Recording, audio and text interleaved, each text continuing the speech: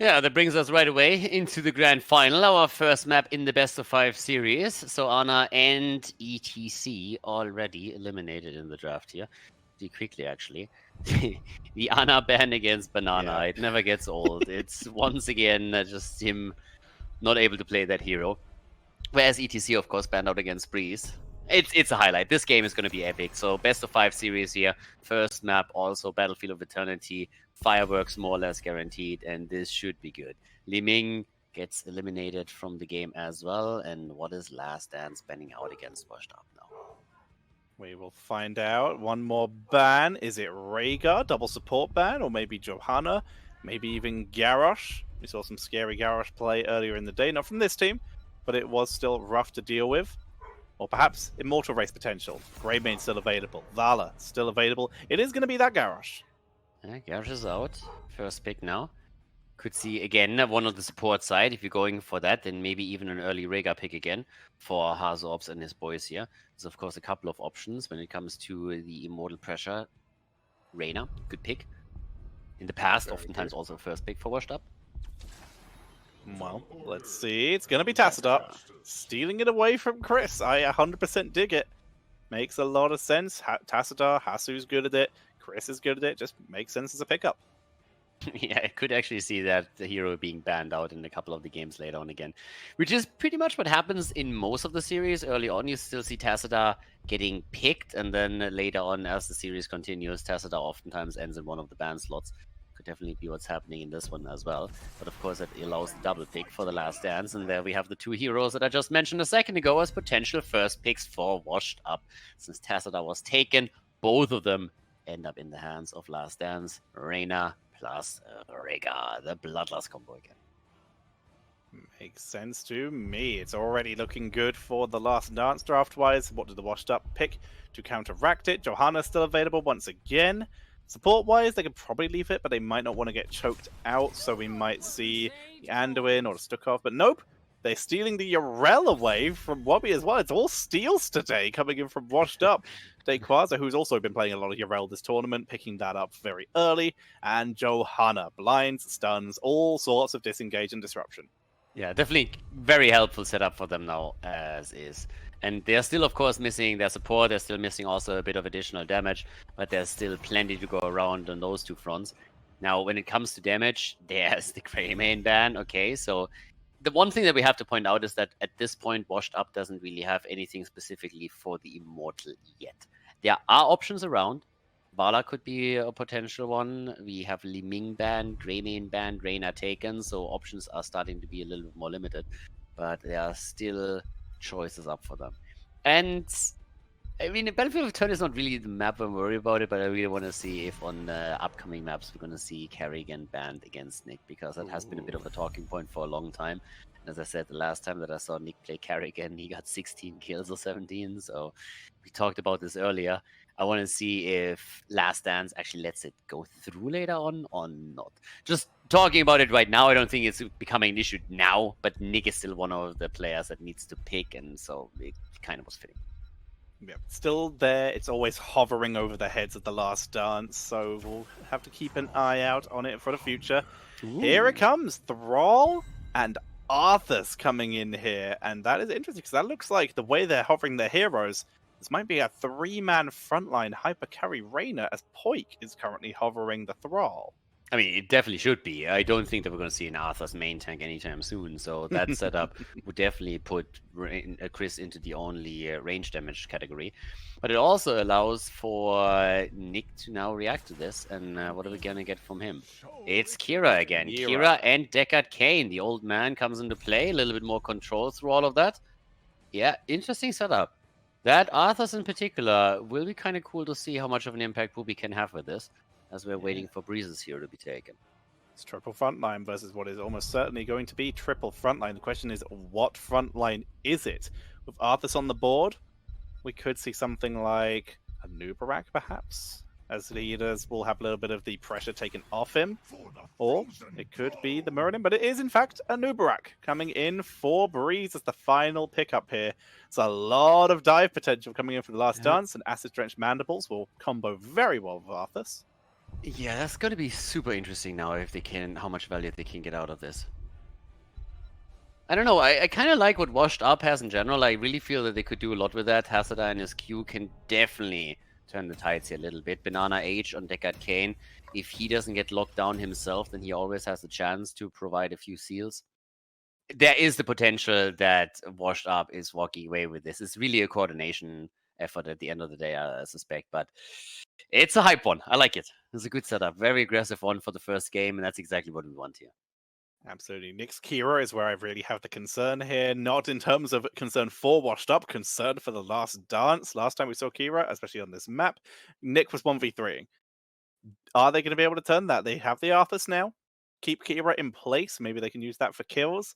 And Thrall may be able to do enough damage to burst her down, but it's still very, very scary. Will they have enough? Will they have enough? We will be finding out very shortly as we'll be loading into the map. Yeah, I feel like, again, this sets the pace for the game, for the entire series a bit.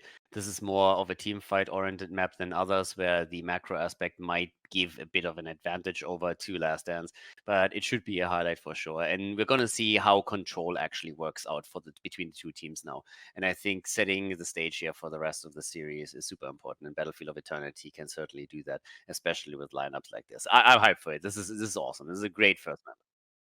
We are heading into the game, ladies and gentlemen. The hype must continue and the train must keep rolling as it's time for game number 1 of the Grand Finals.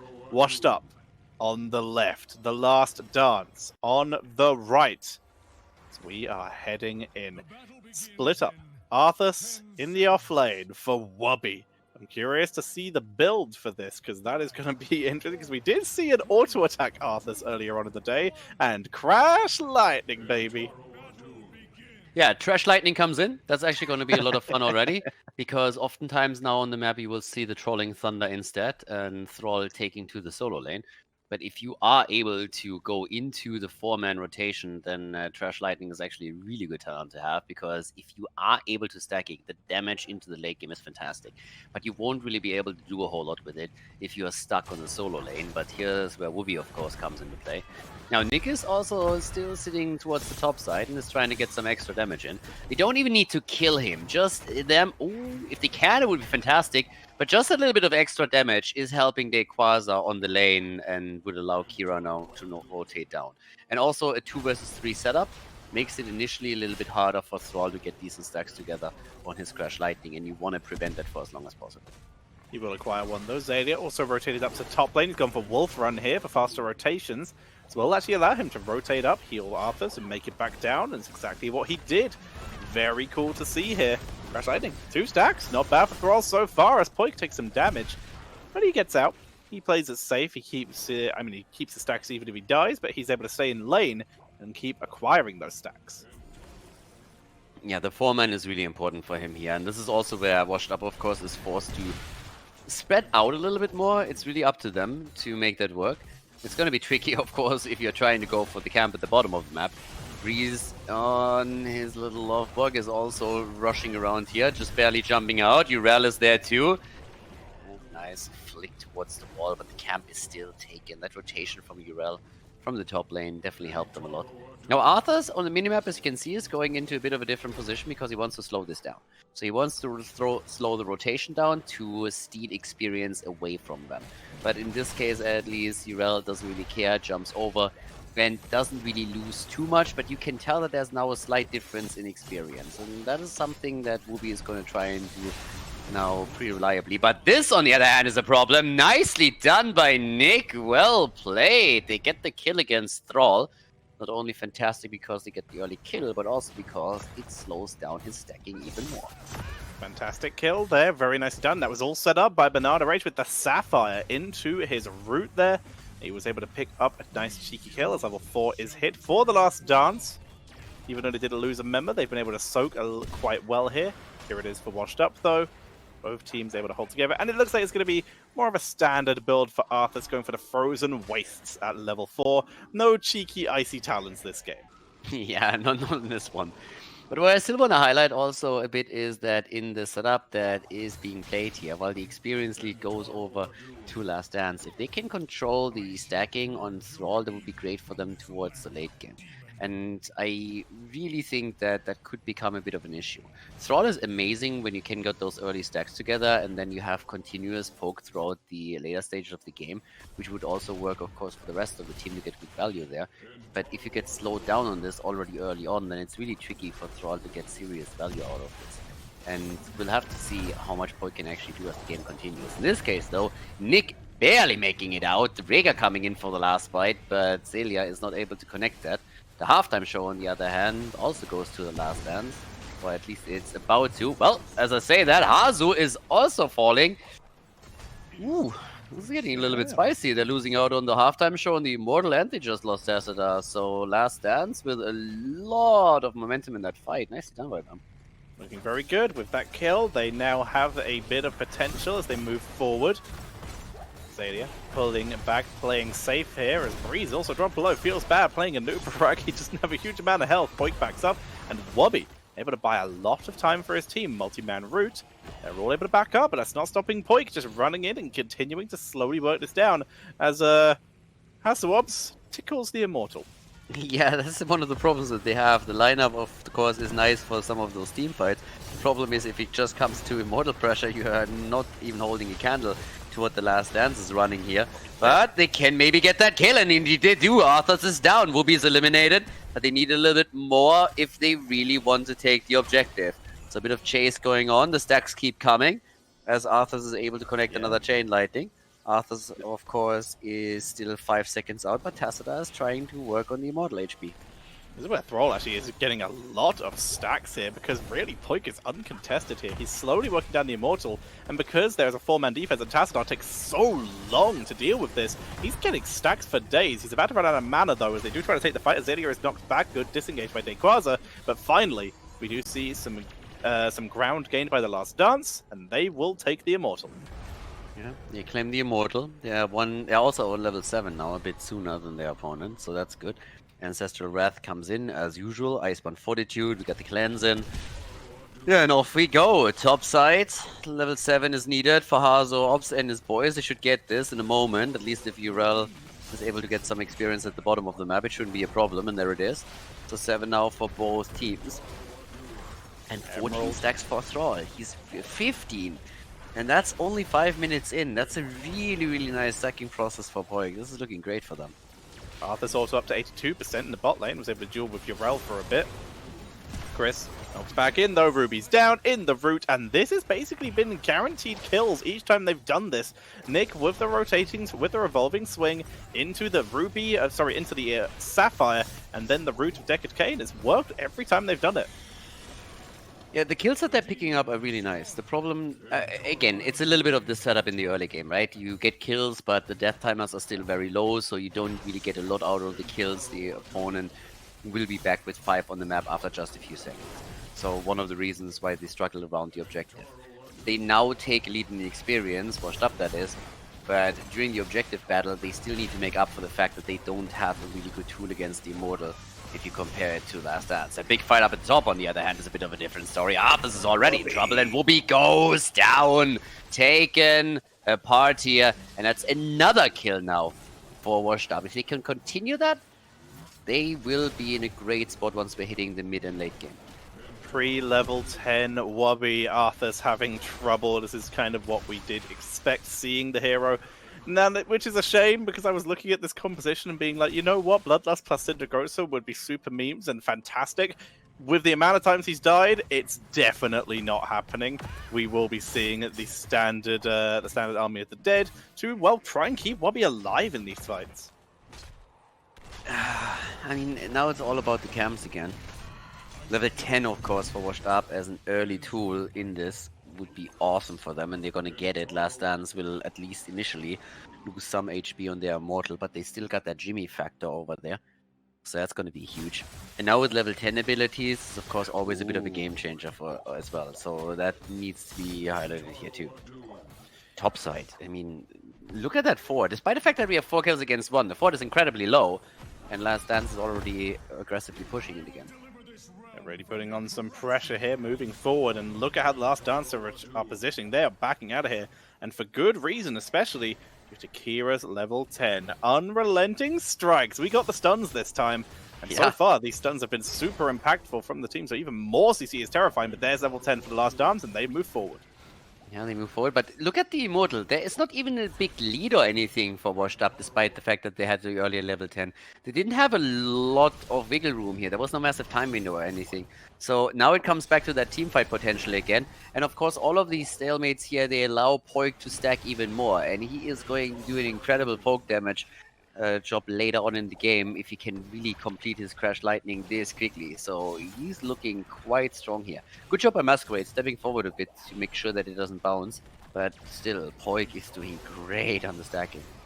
He really is, but like you said, Masquerade playing in nicely. Zalia gets a drop, but Hasuob's getting stacks and damage. Dequaza in a lovely position to take out this flank. Just misses Chris, who was able to back up. This is exactly the kind of situation the last dance wants. They want to just defend and neutralize. They can clear out the lane, grab XP, and let Thrall stack. Whereas Washed Up, they're just trying to look for an opening to take the fight. Yeah, and that opening might actually just present itself to Last Dance, yeah, but yeah, not quite. Let's look at all of the forts in the game. Let's have a bit of a look of which team initiates first here. So right now, again, missing Dequaza actually, who moves out with the Divine Steed immediately. Wobby being engaged on here. Dekka's not in position this time though, and Wobby will escape. Stays alive, getting healed up. Rhaegar doing his best here. Poik wrapping around. He got separated from the team a bit here, but he's coming in from the side. No stacks gained there. Everyone is just trying to find the right angle, trying to gain the better positioning, but Dekka's zoning is so good right now. And Crash Lightning is complete. Jesus. 9 minutes and 53 seconds and he is done. Okay, that's nuts. That's absolutely nuts. Like, oh my god. He's gonna have so much damage later on. He will have an insane amount of poke damage with this. And dealing with all of that is gonna be tricky. I mean, he's not the only one stacking in the game. He, of course, got on the other side also Tacita, but still, having a Thrall that completes this 10 minutes in is just like an insane asset for the team. Wobby's done as well with Throws and Wastes. Massive amount of extra damage and slow potential that will stack up. Gonna make it a very, very hard to fight melee into the last dance here. Wobby finds Dequaza hanging out in a bush. It's just absolutely crazy. We are like 10 minutes in already, and this objective is still being fought over. Whoopi, on the other hand, there's the engage. They're trying to go in. The Blessed Shield coming out too, and they're trying to go for the kill, but the Thrall Earthquake is already getting used. The old man comes in with the stay a while and listen. Not able to capitalize on it yet. A lot of our buttons being pressed, but nobody dying yet. The rotation topside, though, as Last Dance is trying to get towards the Immortal, and this time they actually get the hit in, and that's just too much damage. That's nothing that Washed Up can contest in any way. They burn the Immortal down to 50 HP. Good rotation, well done, nice opportunity. Very nice indeed. That last cleanse in the team fight as well was fantastic from Rhaegar. Zalia on point in this game, keeping Arthas alive, and finally Wobby's able to use Army of the Dead to keep himself alive in a team fight, but not being able to get a kill on the backside of that Bloodlust. Not going to feel good. They have, however, been able to grab some XP, grab a fountain, top themselves up. Now they're looking for an opportunity to try and win the race. And Reyna, currently undefended. Looks like that might be it, but with the Archon dropped here, will Poik suffer for it? Poik backs away. There's a Cocoon. Reyna blinded, but the Immortal dropping very low. Yeah, Nick nearly getting a kill against Thrall now too, doing a really good job on Kira. The fight on the other hand coming in. Zalia trying to get away. He's able to get out for just a second, but gets slowed again. Locked in the force wall, and the doggy is down. They take the Chihuahua apart, and now Chris is getting wrecked as well. Double kill for Washed Up, as Breeze is trying to get the last 2 hits in against the Immortal. They still have Thrall, they still have Poik. He continues to zap, he's trying his best, but he's got no mana. He's got enough more than he can chew here. There's level 13s for Washed Up, and they are unable to win the objective. They do still lose the Immortal to Breeze, sneaking in behind them. But they pick up lots of kills, and they get over half a level lead. 7 kills against 1, but the second Immortal that they lose. Not having a hero that can chunk those hit points down is a mad problem at this point. I mean, again, they're unlikely to lose the fort here. It could still happen if the red team is willing to push in. But you look topside, and of course they're splitting the attention on several lanes now, so one of the forts is going to fall for sure. And they're gonna lose the second one at the bottom as well, aren't they? So they lose 2 forts in this push, despite the fact that they have 7 kills against 1. It's actually kind of nuts. Ooh. Bless Shield sidestepped here. Last Dance nearly putting themselves in a rough position if they died there, but they stay alive. Arthas, extra damage on the Frozen Wastes at that level 13 as they finally get their own. It is going to be Storm Shield, the Earthen Shield coming in here for Xaydia on that Rhaegar, not going with what we have been seeing more normally, which is the extra healing cooldown reduction. Chris, no healing cooldown reduction for him unless you count the whole of the storms healing him from dead. He got absolutely murdered in this one. It was a fantastic wall from Harzobs. Talking Harzobs, Harzobs is sitting somewhere at like 165, or by now I guess maybe more stacks on his queue. So it's not only Thrall that is doing a fantastic job on stacking. We mentioned this a bit earlier when we were looking at the drafts with the triple frontline that is being played by the Last Dance now. Of course, Thrall with the Crash Lightning, a little bit more of a highlight there. But let's not forget that Hazada is also getting some serious numbers onto the board for the team. And they have a level lead still, so with all the kills that they're getting, should be able to do well here. 170 stacks for him now, yeah, this is gonna hurt you. They have to be careful with these team fights though, with now we can see on Deckard Cain the Ancient Blessings, and this is where they can really get a big turnaround fight if they're able to kite out that Bloodlust. But Anubrak, Acid-Drenched Mandibles, even more damage coming out from this team, may be able to use that for turnaround, for chase potential, combining with Arthas, of course, who has that extra damage on his Frozen Wastes. They have potential to fight this. Yeah, I mean, again, the 16 talent is going to be the big problem, I feel. Yeah. So, of course, if you can pick up that kill and isolate someone, then it's a completely different story. But for the time being, I really think that Washed Up should now be able to get a lot more done with this one. If you play a composition like this, you're trying to go for the team fights, right? You're not racing the objective. And so far, they've done exactly that. They won the team fights, they did a good job there, and now they're trying to do a little bit more with it. But they need to win an objective. There's 2 ways you can do that. Either you can try and race your opponent, or you just kill all of them and then you take it when they're dead. And that's pretty much what they're trying to do right now. Or at least tell us, Dan, listen, you boys don't want to fight us, because if you do, then you're in trouble.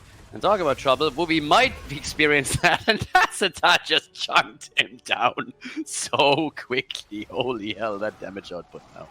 Tassadar was really insane. That was a 4v5 though. Reyna finally going to return from bottom lane where he was clearing up some mercenaries and the minions.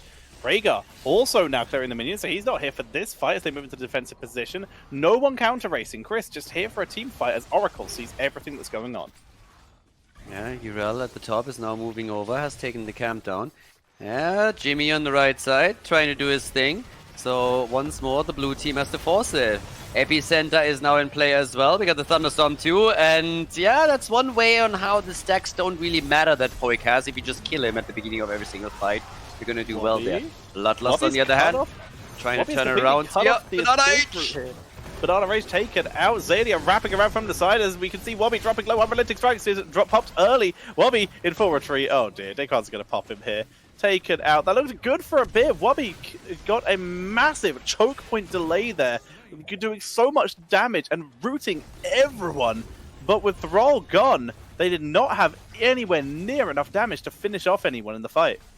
Yeah, Jimmy was also in trouble there, so this is going to be the first objective for Washed Up. And this one needs to matter now. They lost 2 forts. They need to do something about this right now. They have 11 kills against 2. It's a bit more than a level lead. They dominate the team fights, but on the objective side, they always struggle throughout the game. It's a 40% shield, roughly, and this is really the moment where you need to put the pedal to the metal and say, like, all right, let's crush through the top lane, take that fort down, and see if we can maybe even annihilate that wall on the keep. Maybe follow up with some kills. Just build them some momentum, you know? Yeah, some momentum would be nice for them because they have been so ahead in XP for so long, like you said. As we see the Immortal pushing in. 1/3 of its health as a shield. Let's see what the last dance could do on this defense. They have everyone here. Wobby's actually playing very aggressively. He has that root on level 16. They're going to try and take down Johanna here. But the root from Deckard looking good. Cleanse has to be dropped. Stay a while and listen, though, as Urel comes in from the side. Wobby is the target. He might have to drop his ult here if it's off cooldown, which it isn't. No, sorry, he just used it as he backs away. Healing up! He's alive! Wobby staying in the fight, backs away as Bloodlust had to be used to escape. No kills on either side. But look at the health bars of Washed Up. They were barely even damaged. Yeah, now the wall is falling, which is exactly what you want if you're a fan of the blue team. So once more, Dequaza is jumping in on Zirel. Wooby is coming in with a bit of flank, now back to full HP. And there's the Archon setup. And immediately we have the Cocoon out. We'll buy them some time. That got shut down quickly. They can go for the keep now. They have actually a chance of taking this down if they can just buy a little bit more time. Oh, there it is. Calculators. Going with the final hit of the Immortal Stun here. But now look at this. A level and a quarter lead for Washed Up. That's going to hit them level 20. It's so much more advanced as long as they don't mess this up. Oh, it's something. It's a number. As we see Nubarak knocks back Blessed Shield onto Raider. This could be it. Chris focus down. Force wall. See ya, Chris. Breeze, he's speeded out of their overshed exoskeleton. The rest of the team has got to get out of here alive or they will be in serious trouble. Wobby, no. Wobby, no. He's closed in. Run, Arthurs, run. Yeah, that's not happening. He gets murdered as well. That's 13 kills to 2. They're nearly on level 20 now, and they are dominating these fights. The entire setup is, of course, as we highlighted now multiple times, more so designed to win the team fights than winning a fight around the objective or a race on the objective HP, and that's exactly what they delivered here. So there was not enough time for Last Dance to really build up the momentum they would love to have with this, despite the fact that Poik finished his stacking on the Trash Lightning super early in the game, even before the 10-minute mark. But now with the top keep gone, double camp pushing the top side, they're moving to the bottom of the map, they're easily taking the fort for free down to 50% HP, can whenever move in with the camp to try and drop it completely. But the next Immortal is already being announced just as we have level 20 in. This is a great setup for Washed Up to lock in a victory on map number 1. Yeah. This should be it for Washed Up. The Last Dance, they have one last chance, really, and that is to survive Washed Up's level 20, including what could be a core push, seeing as, well, bot lane is actually still got a 4, so that'll buy them time. It's not going to last longer than like a few seconds, but if they can live till level 20 and win a team fight, they do have the openings they need to try and move in and win the game. But it's a big if, as we see Breeze getting popped like a balloon. Oh, Cleanse, never mind, he out. Yeah, Nubarak gets out. Top fort is about to fall, and of course the Immortal is now open for attacks as well. There's another wraparound attempt, and a Nubarak. They go for the bug report. They're trying to fix this one. But Tassadar again cocooned, and this time the kill against the old man. He was trying to come out with the ult, but he couldn't really. And Nubarak is dead finally, as the Archon is obviously just starting to shell away here. But Arzlov's in trouble too, and gets annihilated. Everybody's dead and dying. Kira down, Thrall eliminated, Tassadar dead. They go for the Equaza. He pops the ult as they're barely getting out. There's a double cancel at the bottom of the map, trying to go for the keep now too. But it seems like just the Last Dance were able to win the fight without level 20 talents. They held it. The second the Archon was used, they dropped the cocoon on it, and the second Decade K dropped the sleep. He was killed by Arthas's passive E activation. They did all get silenced, but it was enough for them to take a fight advantage. And in this case, they come out ahead and they race that Immortal as best they can. With Chris basically uncontested in that fight, he did a good job, but they gotta get out of there. Bless Shield, Wobby in trouble, he hits 20. He picks up ghouls, but they're on cooldown. Wobby, no, he roots and he will escape. Yeah, bot lane gets still pressured. Rhaegar moved down initially to defend it, but then he was moving into the middle of the map again to help Wobby a little bit. But Chris, why? Oh, Breeze. All right. There's the pause over here, but just look at the minimap. Top lane is getting pressured, so Nubarak is actually the one trying to deal with that. Rhaegar, in the meantime, is defending the bottom. And, of course, towards the left side now in this 3-2-3 situation, we have Chris kind of caught at the wrong side of the map, I want to say. Versus Johanna and Urel.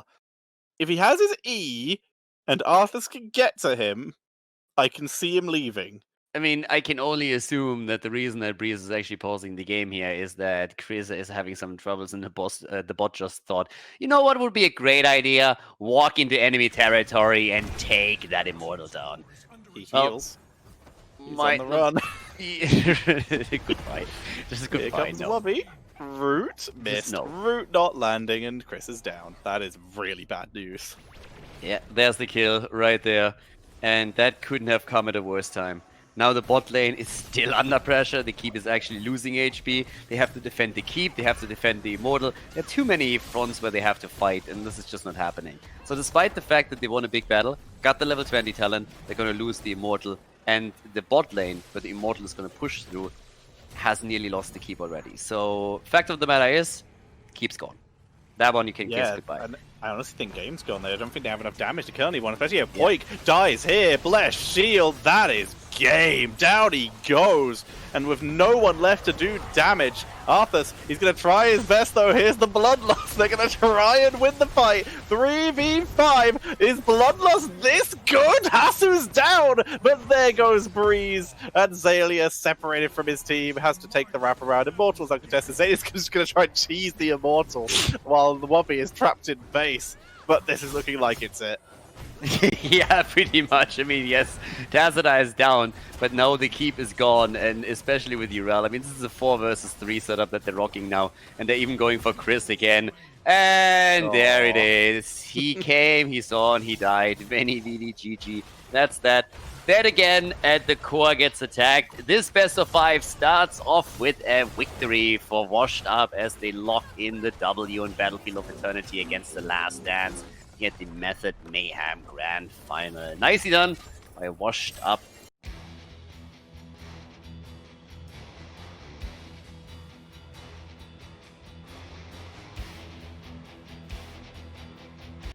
And we will see if Abathur gets any priority, and if not, like you said, Cursed, potential to see him there. But for now, it's all about Towers of Doom. Last Dance. What are we going to see removed here as their first ban? The Rhaegar worked well for him, but they banned the Abathur. Well, he was in the draft. The hating. Yeah, always hating the slug, especially against Hasu's teams. But yeah, Towers of Doom, the home pick for Washed Up. So as Last Dance, yeah, for Washed Up is actually great. Last Dance wants to have first pick, first ban. They get it. Now ETC gets banned again. Is Tacita let through? That's another question. In this case, obviously, the first pick goes over to the red team, so yeah, it's a decision that Washed Up has to make. Ana gets banned as usual against Banana Age, but Washed Up now with the decision making. Do they ban Tacita? And the answer is no. They ban Rhaegar instead. And the only question that remains is, will Last Dance jump onto the Tacita train for Chris like they did in previous games, or do they just simply say, no, on this map we highlight and prioritize something else instead, which I kind of don't think, but they're waiting a long time for the login, so apparently they have a different hero to consider. It's Tacita nonetheless, though. Yep, if they were considering another hero, Chris, even though he did lose on Tacita earlier today, he still believes, and of course it did give them a lot of grief in that last map, so it makes a lot of sense. But here we go, second Medivh of the day, and Urel, once again, stolen away from Wobby. Yeah, Rayquaza really likes it, and you could tell on the last map they had a lot of fun with that hero. I mean, he really destroyed a lot of the plays that the Last Dance were trying to set up. Now, Hazop's on Medivh is obviously terrifying, and the question is always, what do you play with that? I'm still coming back to my Kerrigan. So if Nick is able, to get shielded as well, and yeah, there's a lot that he can do with this now. We got Lucio, though. We got Breeze on Garrosh. Someone banning out Zarya? That's another question.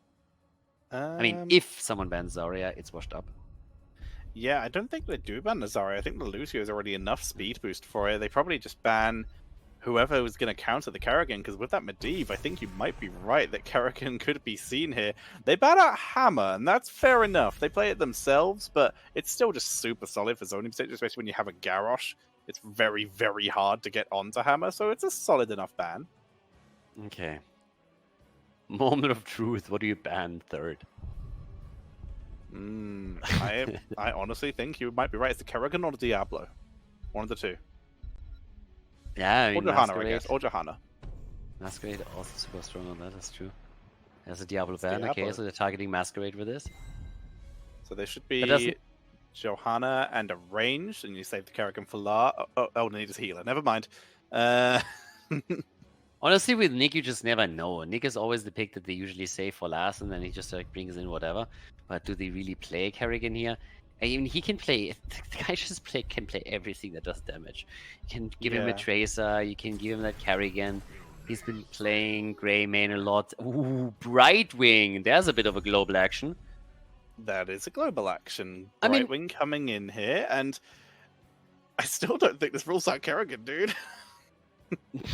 Well, they still need a tank. Nah, you're Ralph. Fair enough, fair enough. All right, so final 2 pickups for last dance. So they get Brightwing in, but I really like that they realize that Brightwing alone can't really sustain with the heals here, so they have Medivh for that. And let's see what else. So there's that. Oh, there's our global on the other side, the Haka. What is this? 2017? What's going on here? I know, right? Wobby on Dahaka, cool to see, but yeah, definitely not the most usual. But Dahaka is a little more popular on this map than some of the others due to the rotations.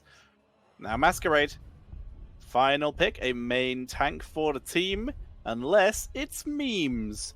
But looking at this, Johanna makes the most sense. Johanna into Garrosh is the standard counter here, so that's what we should be expecting. Yeah, it's I'm wrong. Imperials. Yeah, he got his Imperials again. Again, there's a lot of good stuff here. So Brightwing with the polymorph, of course, when anybody comes in, has the global as well. That helps them a little bit. You got Medivh for the additional shields. So that shouldn't really be a problem. But yeah, off we go. Map number 2, best of 5 series, 1-0 lead for Washed Up. Let's find out what they can do now against the Last Dance on Towers of Doom. Their favorite map. One of their favorite maps. Yeah.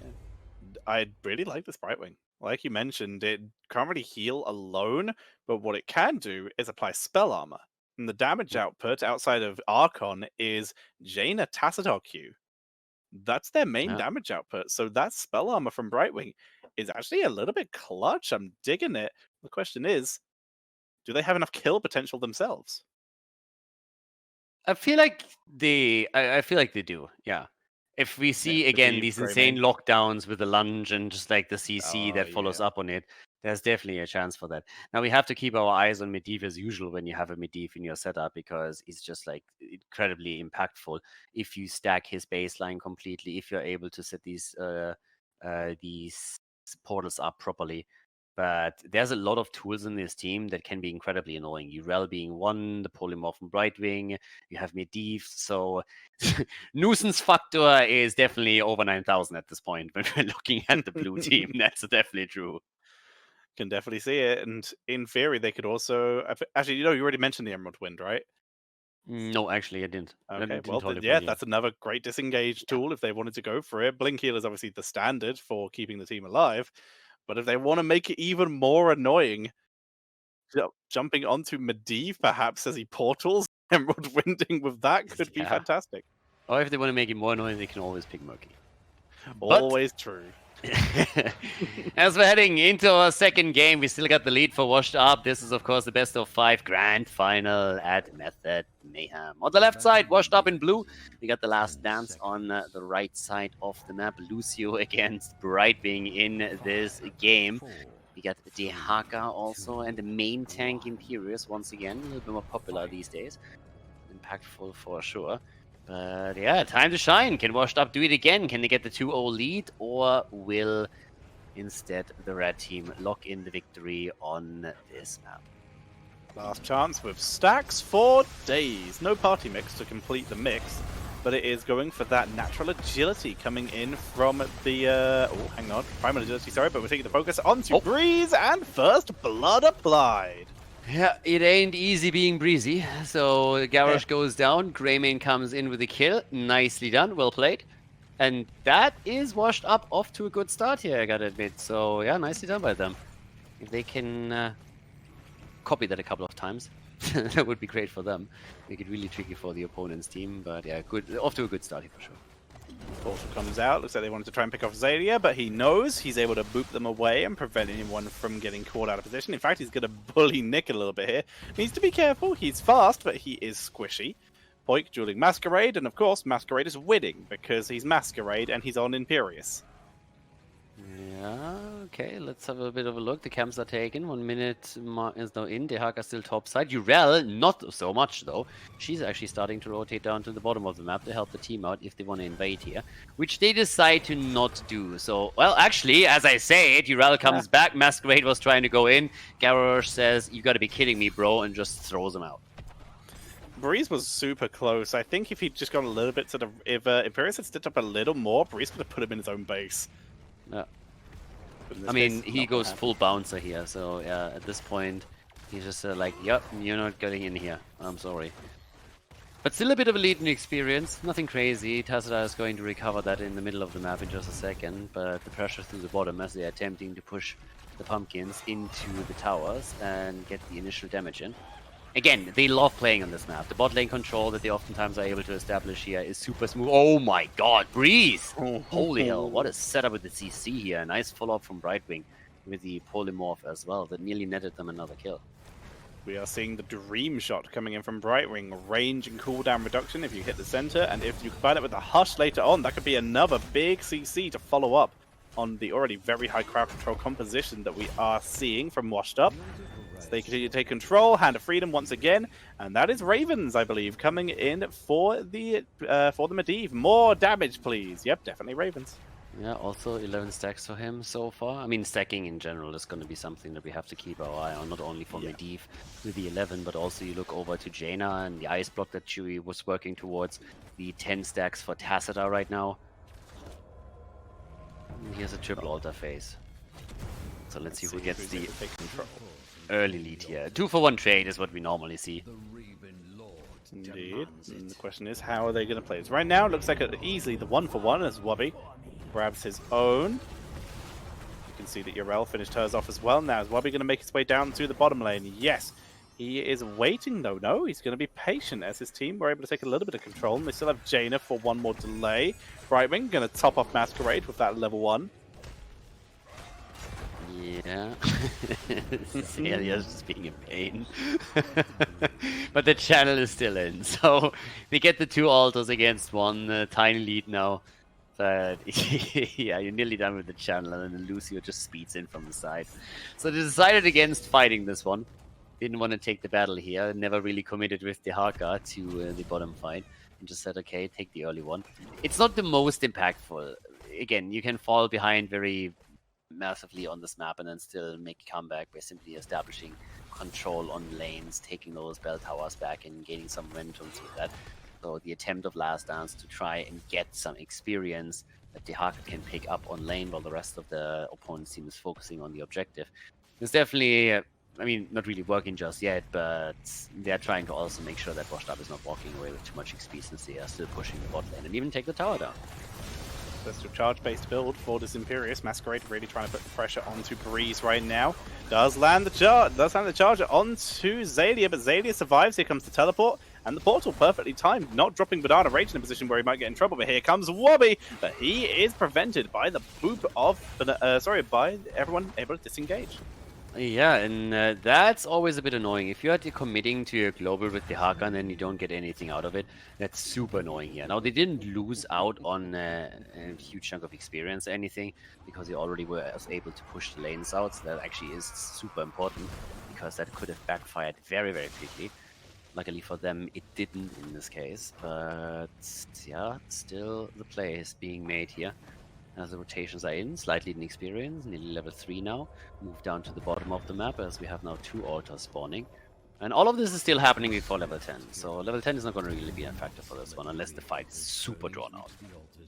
Very true. It is a double altar phase. Banana Rage already able to channel his in. He needs to move forward. With that extra dream shot as well, he's able to poke from much longer range, but right now it doesn't matter as his team has control over the objective. Dehaka attempts to drag. Zalia pushes off away, will stay alive. Good force wall buys Banana Rage enough time, and they get the double. Yeah, that is actually starting to become a little bit more annoying now for the Last Dance. Now, they lost in total 3 additional shrines. That's another 12 points that they're trailing behind, and they're behind in experience. So they are losing quite a bit. Urel is the one still rotating around here, as you can see, trying to catch the experience topside, which should grant them level 10. And then, theoretically, they should be able to was actually thinking about maybe them pushing in the bottom fort a little bit. They won't be able to take it. Get some damage in. There's no camps on the map. So trying to force a fight or anything. Yes, there it is, ley line. But do they really have enough for this? Because I don't really think so. That surprised me a bit. There's the drag as they're going for Brightwing. Banana H is still alive. Breeze, on the other hand, could fall. The Ring of Frost. And Tassadar didn't connect that either. Banana Rage with a wonderful multi-man cleanse to prevent that Ring of Frost from landing. He tried to Emerald Twin in that fight as well, but was interrupted by Dahaka. And both teams blowing cooldowns one after the other, and neither one picking up a kill. Yep, and now it's again time for the Pumpkins. So, I mean, it's still a very, very even game. It's a kill against 0. The big difference is simply when it comes to structures. There's a bit of a lead now, but that's about it. Slight experience also for the blue team. Once again, the fight. They're trying to steal the Pumpkins away. They get them as well. Dehaka zoned out, and now can they escort them into the bell tower? That would be the big win if they can actually manage that too. So far, it doesn't seem like it's going to be possible for them. Most of the Pumpkins have already been eliminated. Well against Dehaka, still in the middle, but down here the defense is set, and so far only one makes it through. Thrown out. Caught by Garish and just thrown back. So Wubby's in trouble. He's going to make it out. Those speed boosts from Zalia, they're going to try and drag, but denied by the polymorph here. They look for another chance to fight. Wubby still staying alive in this fight. Lucio currently speeding, might need to heal Wubby up here. How long can they really contest this? They're even on talents. There comes another move down. Portal used. They were trying to pick off Chris, who is completely out of mana. I really like that we have a couple of games here that are not that kill intensive. You can really tell that this is a well thought out strategy from both teams. They're super cautious. They don't want to overstep. They're not engaging into any fights where they think they might lose. Especially for Hazo and his team, it's kind of important because they want to keep stacking Medivh and make sure that he doesn't die before he's done with all of that. But that's another 4 shots fired, and now we're looking at 36 points against 20. Now, as we said before, you can always come back on this map if you gain momentum and you can take bell towers, but up to this point at least, it has been washed up that have been running that momentum and making all the decisions here. So the last dance, they will have to hit a moment where they can push this back, and so far this hasn't reached it. They do have these teamfight turning heroics though. This is where they could get the chance, but they need to try and find a teamfight first as Breeze moves in. They look for Masquerade here. They're going to burn the taunt. Masquerade is focused. They move him in. Black Hole pulls him in, and they pick up Medivh, losing them stacks. Masquerade though is doing so much damage counter to Wubby, who's able to burn. They try and heal up. He will escape, and they get a kill in exchange for basically every heroic. Yeah, in the meantime, Jaina has been still at the bottom of the map here, doing a thing there too, or rotated back, so that is annoying. Medivh down, and Hazu losing all of his stacks. That's actually a huge setback for Washed Up. So Hazu at the same time going straight in for the pause. Now, it's actually kind of a bit of a meme at this point that he, of course, oftentimes has a couple of tech issues. That might be another one of those, as we have another 3-2-3 moment over here. So apparently all the mice are dying today. But if that was the reason why he died there, then he should switch that thing out. Either way, no matter what the reason was, it's annoying. Losing all of the stacks on Medivh this late in the game is a bit of a pain, despite the fact that they're still ahead in points on the core. But of course, they lost the experience lead now, and they're even trailing behind the talent. Yeah, finally the last dance, able to pick up any momentum at all just with that kill. With that level 13, you can see on the mini-map, they are starting to do the Sapper camp. It looks like they might want to try and control bottom lane, which is, of course, the best lane to control on this map. And they get the split soak with Dahaka. This is the last dance, really showing game control here, map awareness, knowing what to do to bring themselves back into the game. It's a really annoying situation for Washed Up now, because up to this point, they were the ones mostly calling the shots and dictating the pace. Now this can easily flip. I mean, it was always a very, very fragile balance between them. They dominated on the objective, but everywhere else it was pretty much dead even. Now that the camp over here is taken away, what you just said could definitely happen, an attempt to establish control bot side. Now the wall is still there, at least partially, and the next altar is now spawning. There's of course another pumpkin camp to be taken, and there's still the Haka as the global top side, trying to get more experience for the team, get them even farther ahead. And that's exactly what the Last Dance needs if they really want to win this game, because again, they lost a lot of ground on the objective. So for Washed Up, on the other hand, this is an opportunity to maybe force a fight and turn things back to normal. Trying to force their way in the Last Dance. Trying to move in. Banana Rage will get the channel, but can they get some kills out of it? Good knockback from Dayquaza. Portal used by Banana Rage, and everyone's able to get out. Breeze tries for a stun, but again, Dayquaza with the interrupt is shutting down these attempts from the Last Dance to try and get a lead here. They dodge Masquerade though, they might try and pick him up here. Breeze with the toss, misses the follow-up stun though, and Leyline will prevent any hard engage. And let's not forget they got the altar too, so it's 16 to 36 now. So slowly but steadily. Oh, that drag! And again, Brightwing with the big boy save. Banana Age making it look good over here. Really nicely done by him. That was a clutch save, and they are able to keep Nick in play. Uralden again goes down. Not even Banana Age can save her, but they get the counter kill. Greymane comes in. Nick is able to eliminate Jaina, but the fight isn't over by any means. Just out of range of Chris's Q. Nick flees and escapes. Now the question is, can they get Masquerade? He's the last person in range for them to pick up the kill to make it a 2-for-1. And the Last Dance, in what might be the messiest fight we've seen today, pick up the double kill. And they are now finally going to be able to take control over bottom lane. Yep, and that is the problematic part. The kill trade is not really all that much of a problem. The problem is more so that they now lose the bot lane control, and that comes just as the triple altar phase gets announced. So it's a huge problem here as well. Nicely done by the Last Dance. They make their way for the objective, and they've got to get as many of these as possible. If they don't get at minimum 2, I'm going to be incredibly disappointed, because they have the talent advantage. They don't have the man advantage anymore, but they've got to take control somehow. Yeah, this is rough now. They should at least get 2. And that's 10 points of the core. So 26 to 12 should be what we're ending up with. Actually 13, only 3 shots fired, obviously. So, yep, there we go. Half a level is still missing. Now, in that last encounter, what they really needed, of course, more portals from Medivh here, or just like the shield, but it's always easier said than done. Playing around that cooldown is not really all that easy. But, yeah, it's 3 kills against 2 in favor of Last Dance, and they need to get something done here. They need to reclaim their bell tower. Washed Up wants to take this, but they are now pressured. One flip in. One separate, and they grab works. the second set. So how are they going to make their way back into this? Right now, Wobby burns Isolation, trying to get it here. And oh no, down goes Garrosh as well. Just suddenly, in less than a second, everything's falling apart for the Last Dance. Yeah, well, again the setup here. Ring! And goodbye, Imperius. Nicely done. The quest is completed too. Brightwing is eliminated as well. Even with the Leyline, they can't do anything here. Hazops, if he falls again, that means that the stacks are reset once more. He seems to be able to get away here. But holy hell, it started off so well for Washed Up. The kill against Garrow was huge. And then, of course, losing Imperius, losing Brightwing. Off to a good start, but quickly shut down by Last Dance. Greymane is trying to reclaim the bottom bell tower. But the red team is trying to at least get the boss for this. Now, Yrel could try and steal this. Not going to do it, though. Zoned away. Medivh's here. No Leyline. This will be the boss taken. Greymane will reclaim bottom lane.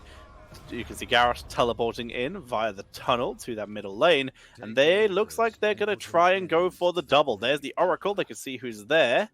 And no, it looks like they might actually just trade 1 for 1. No, they will still be very far down. Breeze, couple stuns, and they let it go over.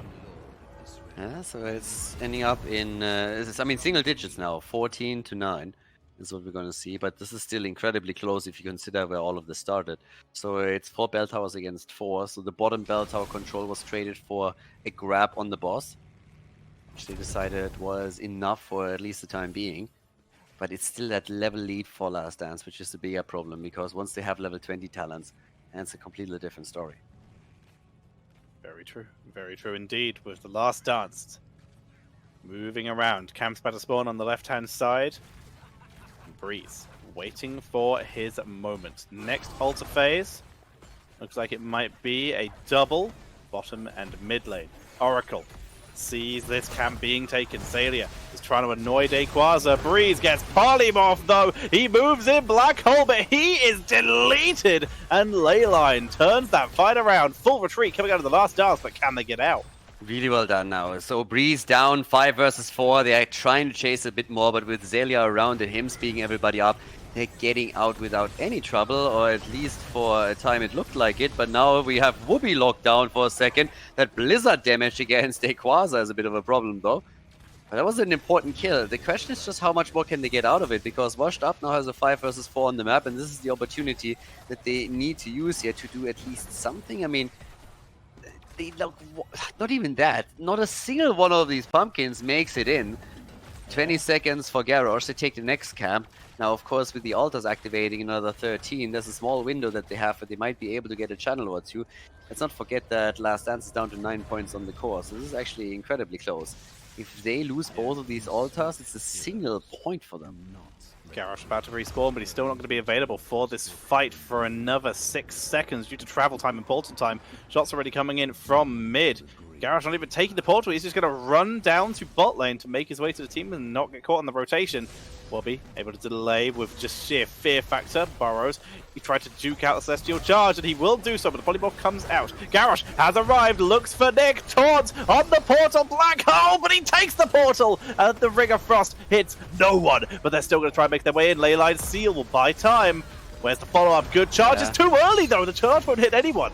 The Ring of Zoning didn't do anything, and now Jaina gets punished for that fail as well. Bam, down already. 5 against 5 kills. Over here, 20 nearly in play now for Last Dance, but it's a 5 versus 4 against them. Ooh, this is going to be clutch. I mean, if that ring connects, and they can do so much there, but in this case, for once, it didn't really work out. Once more, the attempt of Whoopi to go for the tongue and the drag. Dayquaza's coming in, stunning them into the wall. The Masquerade is looking for the follow-up. 20 talents are ready, as we said. Are they going to get the hero? No. Oh, Imperious. It's so close. They can't afford to lose this altar. They would put them down to 1 single point. They're fighting the entire time, even without Jaina, despite the fact that they don't have 20. They're trying to hold it together. Masquerade's being dropped low. They get a stun onto Dayquaza. If they can keep him locked down before he can get the defender off, they might be able to kill him. There's the isolation from Whoopi. They need to kill Dayquaza, but Whoopi's the first to fall. Emerald win for the turn. Black Hole will buy them time, but they've got to hold this. If they lose the fight, they lose the game, because bottom could be taken. They have to either retreat and keep bottom safe or defend this, and they will just back away, keeping themselves safe. 4 damage to the core, bringing them down to 1. 1 single point on the core against 14, and now it's 20 versus 20. Boss isn't up. Mid lane gets attacked. Urel for the defense. And now, of course, we're looking at pumpkins. Get all of the camps. Try to establish more control here. But it is getting nasty in here. 1 more altar is all that they need. 1 boss or escorting a pumpkin towards the death zone. And this game is over, and Washed Up would take the 2-0 lead. Last Dance is literally down to the last leg.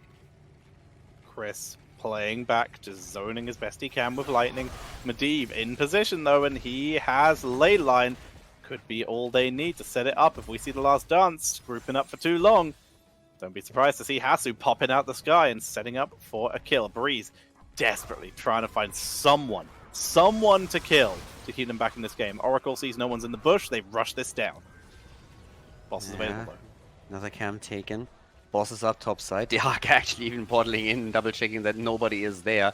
They need to really control every single aspect of this game right now. If they make a single mistake, a single misstep, and allow the opponent a bit too much time, it's going to be a problem. They might actually be the one to go for the boss, simply in an attempt to remove it as a tool off the map. But of course, the bottom bell tower suffers as a result. That rotation, on the other hand, with Lucio nearly caught them. Whew. That one got spicy quickly.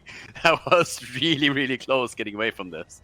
Alright, they have full vision. Vision is important here, because if they see Greymane disappearing, then that's a potential core, that's a potential boss that is being taken. As long as they have eyes on Greymane, they might be good here as they begin to move forwards. looking for the opportunity. This is a really good time to use Oracle right now. They have to have eyes on everyone to make sure that that boss isn't taken. Again, Medivh still with Medivh cheats available with Leyline. Wubby getting to channel, but it's all about delay tactics right now. Washed Up are in no rush. They're just waiting for the last dance to make a mistake. Yeah, Chris done also with the stacking, so that's a completed quest. There's still a bit more damage coming in. Poik, the one sitting around at the bottom. Oh, the drag actually missing. Whoopi not able to lock that one in, and the fight immediately breaks out right in front of him. Goes for the essence, pops that. We still have Urella in play. Brightman comes in to help out. The ult is used. There's the ley line. Dodged by Whoopi. That's a good one. Ring doesn't hit anyone either. This is actually a little bit of a scrappy battle that we have here, but it seems like Breeze is the one who takes the blunt of the damage together with Poik. And still a bit of a play around here with Washed Up as they are now falling down to the bottom of the map to drop and kick the fountain. Drag is good. Protection comes out. Charge onto Poik. He gets the ice block. He's got to run, though. Here comes Urel looking for it. Wubby, the first to die again. He's focused down. Poik did survive, though. They've got to try and turn this around. Chris has almost no mana, but down goes Breeze. This is falling apart as Poik is... Does he survive? It's an accidental right-click on the portal. Poik finally finished off by Nick. And that just leaves Zalia, and he cannot hold this alone. No, he's going to fall here as well. I mean, he has two choices, run away or die, but he won't be able to interrupt it long enough. He's doing what he can, and he's doing an admirable job here, but that's the end of Zalia. And that, ladies and gentlemen, is the end of the game. The best of 5 continues, of course, as Washed Up locks in a 2-0 lead.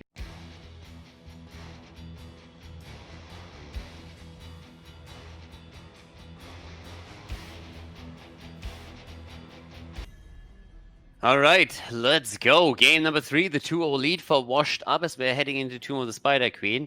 And of course, there's a couple of questions that we have. I personally want to know what's happening around 2 heroes. So potential pick on Tracer, since we have 2 Tracer players, 1 on each side. And also Nyx Carrigan. When it comes to the Ana ban, I don't think anybody is shocked anymore that Ana gets banned against Banana. The Tacita ban, I know it comes as a huge surprise to all of you that Tacita is getting banned out. Not, but that will set us up for the rest of this. Heroes to watch out for, again, Hana maybe also another one to keep an eye on with the wave clear that she gets in. What do you think about Zul here as they played on, for example, Infernal Shrines in a similar fashion? I wouldn't hate either build of Zul. The ones they play on Infernal Shrine, it's another good map for it. A lot of small choke points, so that massive slow style build would be very effective. And if not, it's a pretty reasonable map for tank Zul as well, so I wouldn't hate to see either style. For now, though, the Medivh is a respect ban, and Rhaegar a sensible ban as well. Yeah, bans are so far pretty good, putting us in a position where very likely we're going to see that Malfurion follow up again. Could see the old man as well. First of all, we got ETC now in for Breeze, so he gets his hero, and there it is. They Quasar 3rd time in a row. Urel. He really has a little bit of a favorite hero today, it seems. So Urel whenever possible. There were times when we saw him on abundance of heroes, but now it's all about the blue goat. Whereas Masquerade locks in the Johanna so that he has the wave clear in the rotation. And Chris is locking that Vala in again, going for the cowgirl. They had the Vala last time. They ran this Zul composition, and there it is. Poik picking up the Zul. They're trying to repeat their success on Infernal Shrines with this Zul-Vala combination. And Breeze again on the ETC. Okay, so let's go. Hazops, Banana H, and Nick, they still need the heroes, but the bans come in. The Last Dance. Do they show some respect for Nyx Carrigan or not? And does Nick actually play it into this? Of course, if you have the TC on the other side, you always got to be a bit careful with that too. There's a Malfurion ban. That doesn't really come as a surprise. I highlighted him already earlier. If you have ETC, then the follow-up with Malfurion is kind of neat. With the setup that Washed Up has, there's a good chance that they are picking their support next, and that could be Deckard Kane, it could be Stuko, there could be a lot of different picks here, but limiting the pool for the opponent a little bit is definitely not going to hurt. Final ban out for the Last Dance. No supports have been picked yet, no damages have been picked yet for the Washed Up, so what's a good damage to ban? They banned the Jaina. Greymane would have been another one I'm looking at, but with ETC and Zul, Greymane could have struggled a little bit, so the Jaina makes a lot of sense. And of course, we already know Washed Up are very, very good at Jaina. Okay, so let's see. I'm really curious to see what's happening now. For especially the damage. Nick is very likely going to pick last. That's what he usually does. Stays a little bit more flexible around it. Again, Deckard Kane already mentioned it. Very likely the pick for them. Either him or Stukov. And since we already seen Deckard, that makes a whole lot of sense. We got Jimmy again, currently played by Nick, but there's always the chance that they swap this around.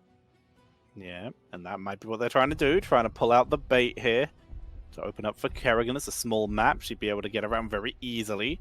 Kerrigan into Zul ETC would be a risky play, but we've just seen what Nick can do with it. Here comes the Yorick, and yeah, they're just running the same build. Basically, almost exactly the same as that Infernal Shrines draft. Yeah, they indeed do. And here comes the last pick. So either Hazu or Nick is going to play the last hero, depending on if they want to swap it around or not. But they go up against pretty much the setup that Lauber's fan club lost to on Infernal Shrines earlier today. And that Junkrat set up for Hazu. Okay, so we got a lot of interrupts. We got a lot of poke from the outside so that you can interrupt the turn-ins. Tomb of the Spider Queen is the map. And yeah, I mean, solid setups. I like it. And especially the Last Dance combo worked, of course, beautifully well earlier on against Lauber's fan club. Let's find out if it works against Washed Up too. It's going to be exciting to see. So with ETC on the board, we have to count mosh pit interrupts, and the answer is literally everyone.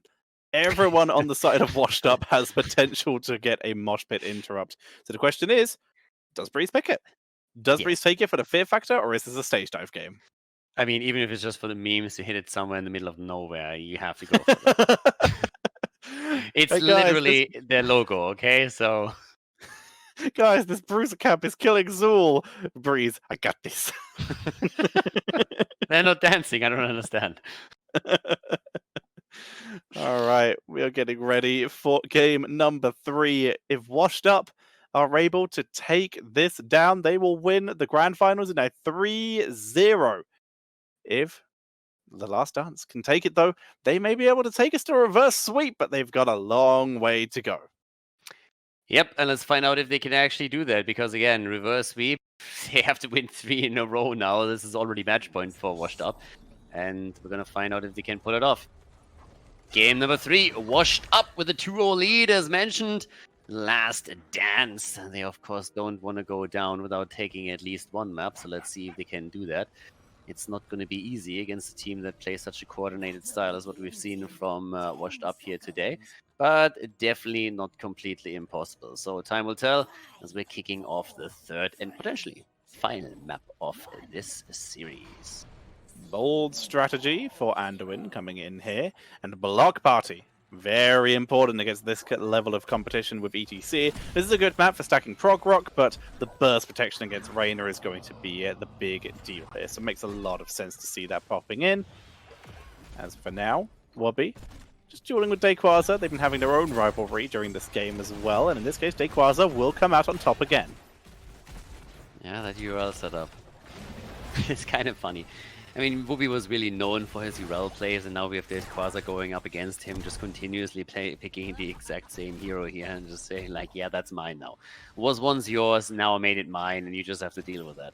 And so far, he's been dominant on it. But I'm really interested in the setup for Last Dance now, because that one did so well on the macro level earlier against Lauber's fan club. It's a bit of a different map here, of course, when we're looking at Tomb. Much smaller, much more condensed, the lanes are closer together. But it's still, of course, possible for them to make a few plays here, use that wave clear to their advantage, take some of those web weavers down, and when they go up against them, or just simply control these rotations. And yeah, fun game for sure. Series in general was great. We had a fantastic first tournament here at Method Mayhem. Could not agree more. This has been an absolute blast with some insane games. Now let's see if we can have one more. The answer is, of course, we can. Chris Azalea could begin working down this Bruiser camp, clearing that out for extra pressure, mirrored on the other side by Banana Rage and Nick. No surprises there, while it's tank versus tank, and Zul versus Junkrat in the top lane, and offlaner versus offlane in the bot lane. Everyone's just soaking, very safe, very calm, nothing out of the ordinary so far. Yeah, nobody going for the Siege Giants yet, which is also kind of noteworthy, since oftentimes that's the first focus point of the games, but now it was more about the bruiser camps, as we said. A little bit of a wait here for Zelia as he sees the blue team's camp taken. He delays the pick on the red side. Wooby checks the bottom. He's all alone. There's nothing happening here. He might actually even die to this. At least he's going to take a lot of damage. And is able to walk away here with Austin's renewal, but still, that one, yeah. It forced a rotation of the blue team. They committed some resources to this, but they get the camp, and that's the important part for them. It's slow base Zool once again, as we see Jadis coming in at level 4 for him, so they are 100% going for the mirror here. Mortal Compass as well. Sorry, Moral Compass coming in for Anduin on level 4. Goes for those big burst heals when you combine that with that level 1 bolt strategy. See if it works out for him. He's all taken out. No Jailer stacks for a while because he's dead so. Yep, and taking down my Junkrat. So with that, they didn't really lose a whole lot of gems or anything, so they're still going to be fine on that account at least. But that was a good setup for the early kill, and it of course gives them a little bit more momentum, and that allows them to turn in. If you have a 5 versus 4 running, you can keep your opponent a bit more at bay, and that allows you the freedom to get the first turn in secured. So 31 gems are locked in. They still need one more in order to have enough gems in total to go for the Web Weaver wave, which they have now picked up. But can they deliver the rest of them? Finally enough gems for the last dance as well. Wobby's trying to channel in, but no way Dequaz is going to let him here. Forces him to back up a bit. And this is just the game of turn-in wraparounds. Whoever can find their angle is going to get the first turn in, unless we see a kill come in. Nick is going very aggressively, trying to do damage to Chris. Yep, and still the offlaners, of course, are also going to be important here. Urel and Whoopi going up against each other the entire time here, not allowing anybody to turn in. Nick is even moving in to help out with that. Needs to be careful as the team was trying to cut him off. That didn't quite work. 7 talents are in. Divine Steed. There's a full multi-shot setup for Vala, of course, once again. And more damage against Whoopi at the bottom of the map, as he, time and time again, uses the Austin's renewal here to keep himself topped off and make sure that Anduin isn't forced to jump in and help him out here. Playing it safe for the moment. Both teams really trying to find everything. Johanna's denying middle, Urel's denying bottom, and Poik going very far forward here to make sure that we didn't see the turn-in from Dequaza. Hand of Freedom has to be used due to the Drain Hope, but more stacks gained by those Jailers. Yeah, lockdown. They get some, and the follow-up. Yep, there it is. Can they take breeze? Nice, lights out. But I love these setups. I mean, again, oftentimes when you just have any kind of stun that works even with the Blessed Shield later, but in this case, of course, with Deckard Cain, you have a stun, you can set the Mine of Junkrat into action and then just simply try and book the target into the team or maybe into tower range. They tried to do the same thing here with ETC, didn't quite work out because he was still able to slide out, but it just showcases incredibly well how dangerous this setup is and how in an ideal world they would try and get the kills here. Nick continuing to bully Zalia, and finally, with that zone washed up, are able to get the first set of Web Weavers of the game. This will be pressure onto all the lanes, of course. Which lane will they choose to prioritize? Urel, of course, still staying bot lane, just to make sure they get value there. Where do Washed Up put the rest of their efforts? It looks like mid lane may be the choice, while Junkrat is going to just do a slight cheeky split push.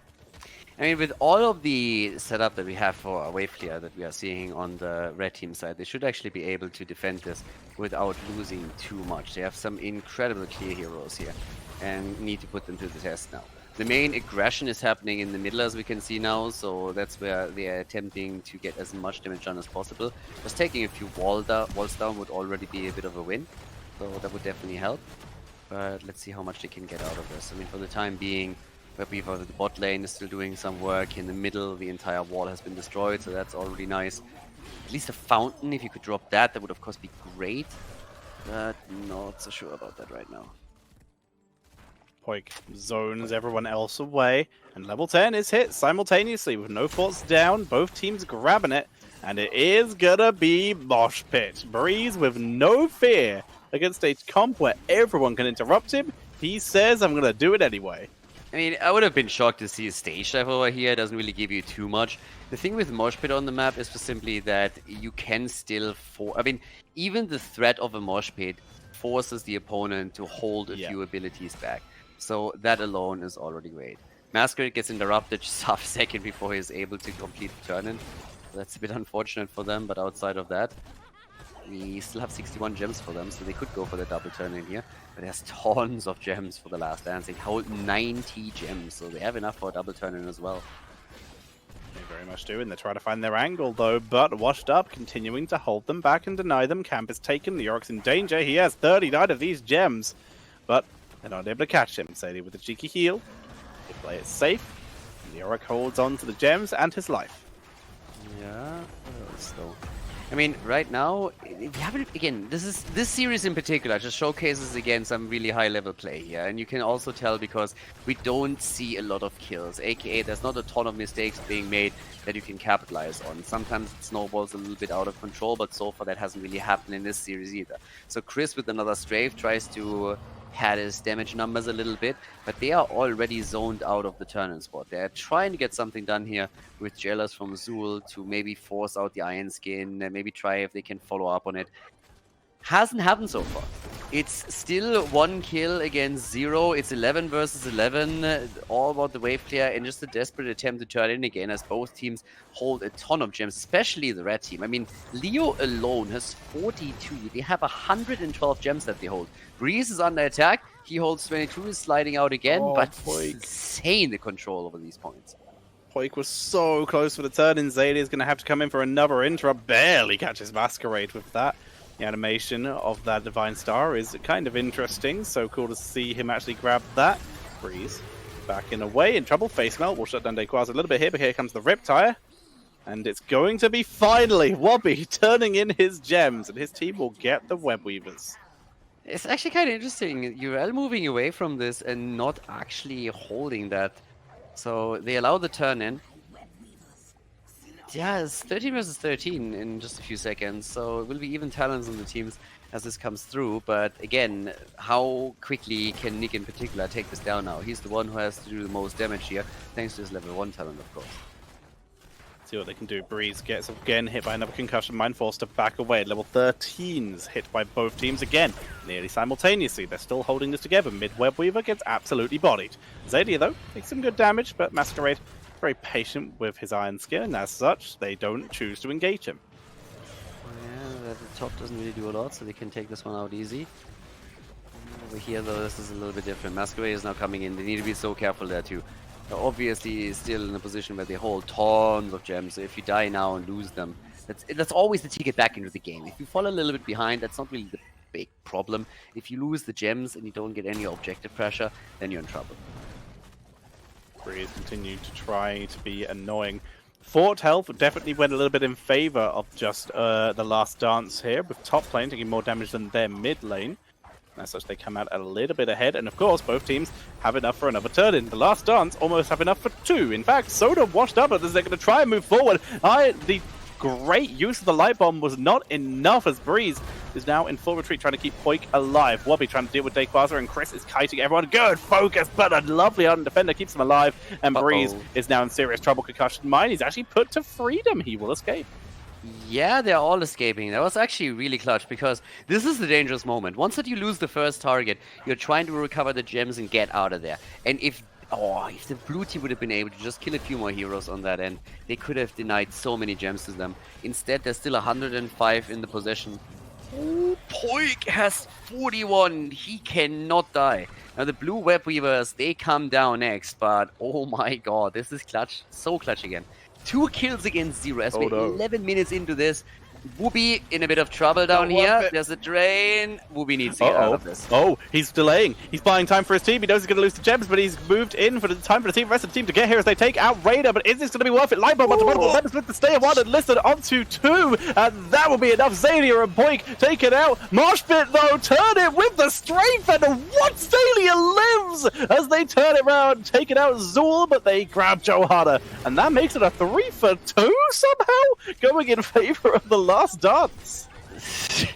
What was that with Moshpit? And all yeah, what? 73 for Breeze. The Web Weavers have done some damage in the meantime, though. So, of course, it was great in terms of kills for the red team. But let's not forget that during all of this, the Web Weavers were still pushing. So, at the end of the day, I'm not quite sure if that was really as successful as it might have looked. because the question is, did we deny any gems to the blue team? And I don't really think so. I think most of them were picked up by Deckard Kane. So they still have 47. That's actually pretty solid for them. 16 versus 16 any moment now, but 1-4 down. One at the bot lane has taken some damage, the one at the top too. But of course a slight advantage now in experience for the red team. That feeling when you win a team fight, but you lose the mercenary camp you are fighting over and a fort. Not gonna feel good, but the last dance, like you said, a slight XP lead they have finally been able to acquire. Manticore on Valor is gonna be such a huge deal now, and there's that Decrepify for the Zool. This is where he gives so much teamfight potential for the slows. Let's see if they can do it right now, just cutting back the Bruiser camp. It's ridiculous how many gems they have. It's absolutely ridiculous. I don't know what the record is, but they gotta be getting close to it. The record wasn't an A team. The Oh, Chris! What? Zay, you're a god, dude. I think GFE, when Udal played with them, had at some point when I casted them like 250 or something. I don't know if they ever hit 300, but I think it was 250 at some point. So it was pretty nuts. That is pretty crazy. Either way, turn-ins are actually happening, and it looks like Washed Up are just going to get another turn-in here. They have enough gems. Top is being denied, but they can just rotate because no one's really defending it. Leoric, uh-oh. Is Leoric going to lose all these gems? He's getting focused. No, he Wraith walked away. But again, those are pretty much hard stoppers right there. Whenever a hero like this drops low, then you know you're in trouble. So at this point, attacks keep coming in the mid lane. Most of all, we have still the attempt to turn in. 60 gems needed, 56 already delivered, so they're nearly done with it. Chris on 46, Pork on 11, Zela's the only one who doesn't have any, so that kill, if it happens, doesn't matter. Well, it matters, but it doesn't matter, you know, at the same time. Breeze is the one that you want to get. 81? Yeah, he is aiming for the triple digits. 46 on Chris as well. He's forced to back up. Wubby will survive here. That was unfortunate though, and look at this. They're going for the double. Boss and Yrel will get the turn in right after the auto happens. And that is going to be an attempted double push here. Now, they notice Boss is being taken because it will still be showing on the minimap, but without Anduin, it is not worth the engage. Exactly, they don't have a support. If it was any other hero, then they would most likely try and make a bit of a play here, but without the support, they just can't. So now instead, we have Web Weavers and we have the boss, and that's a mad momentum that they are building up at the top in particular. But if they can now force a fight around this no matter where and get 1 or 2 kills, just imagine what could happen here. This game could literally end within just a few minutes if the gems are taken away, if the structures are taken down. Webweaver at the bottom of the map likely going to drop the keep. And boss, I mean, 15 minutes in, it's not really the strongest of bosses that you can take on a map like this, but it's already packing a bit of a punch. If it's also enhanced by a Webweaver push, you are in for some trouble. Trollnado comes out from the boss, nearly catches Breeze, but he is able to survive here as the Dark Wave comes out. Blessed Shield looking for Breeze, 88. They use the Leap of Faith. I think that might have actually been a little early in this case. Chris also in trouble, but again, they stay alive, but this keeps gone. Yeah, that is definitely keep. Honestly, if they would have gotten a few kills here, they could have gone for game. That's not the case, so... well, do they throw something else out? Doesn't really seem like it. I don't think they're making the play for it just yet. I mean, again, even if a little bit of damage would, of course, account for something here. But I don't think they can end this. They're waiting to see if they can pick up a kill, but it's not the case. So yeah, boss is going to be eliminated one way or another. Ruby's still sitting tight. They're trying to get a counter fight, and Tomb was used. Breeze backs away. They were trying to fight past this, but they don't get so. They just burn the Entomb. That somehow lived, but more importantly, the core lived, only taking 3% of the damage. Yeah, they get another 41 gems, so they can turn in again.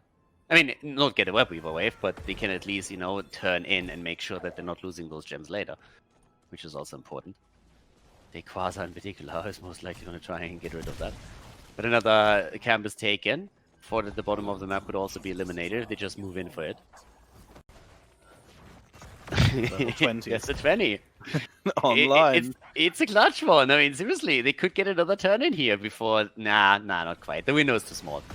They will get close, but they're not quite going to get it. But they can steal this one away, that's true. They will steal away that camp. I saw Seraphim, and I saw Radiating Faith as some of those level 20s. I would expect a respect your elders from Decade, because that is a team fight winning. Yep, there it is. He was actually delaying his. And it is, of course, execute for Reina. Junkrat yet to pick his. Yeah, waiting for that. Other side, on the other hand, Farfly Quiver, as usual, to get a Manticore, get those mortal wounds in, and even the Bolt. They nearly have enough for turning now. They're missing 2. Yeah. Buried Alive, also available. And Anduin, double cleanse. You know what? That's fair. I understand completely, dude. Freeze up to 93 gems, by the way. Yeah, 198. 198 in total. Yep, they need Zul here right now. If they're looking for a fight, they have to have everyone here. Riptire comes in. Wubby, he's going for the back like Chris. He's so separate, but he could, of course, come over the wall if Zalia chooses to bring him. So, Buried Alive onto the Yorel. Here comes the Ancient Blessings. And Breeze! He bolts, using the cleanse to his advantage. He's in full retreat right now because they are in danger. Poik is low. Wubby is dropped. Breeze, he's got to get out of here. They can't fight until Wubby's back. Yeah, they are in trouble. They are definitely in trouble right now. They're already losing ground here, and with the minion, actually with the camp pushing through, there's another turn in now. Oh my On the bright side, they God. only lost a 10th of their gems. Well, they lost 30 roughly, so they lost quite a few. Well, to be fair, 25 or something, but yeah, I don't know. It's kind of heartbreaking to see how many gems they have, and they just never were able to control the middle enough so that they can turn in with this.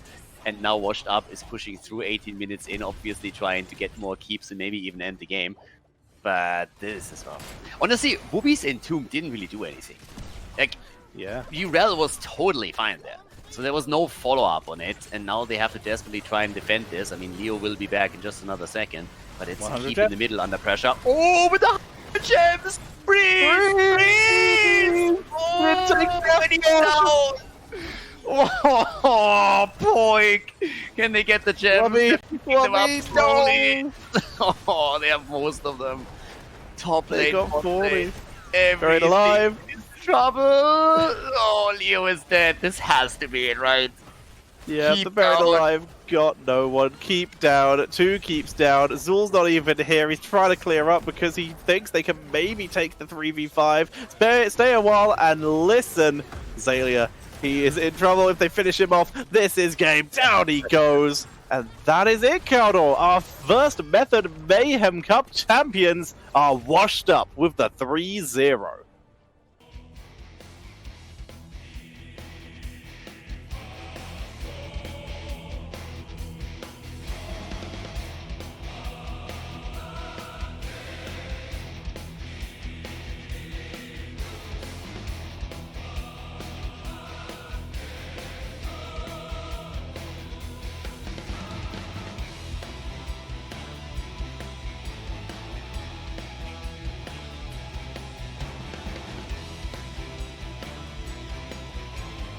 Thank you everybody for watching the video today. I hope that you enjoyed the show and the commentary. And keep in mind that the spoiler protection that is going to run for the rest of the video is made possible by all the support on patreon.com. So guys, if you want to support my work, if you want to help me start new projects and keep the spoiler protection in place, please consider heading over to patreon.com/Khaldor. There's also a link in the YouTube description, and check that out. Thanks in advance, and see you guys next time with more esports coverage here on Khaldor TV. Have a great day.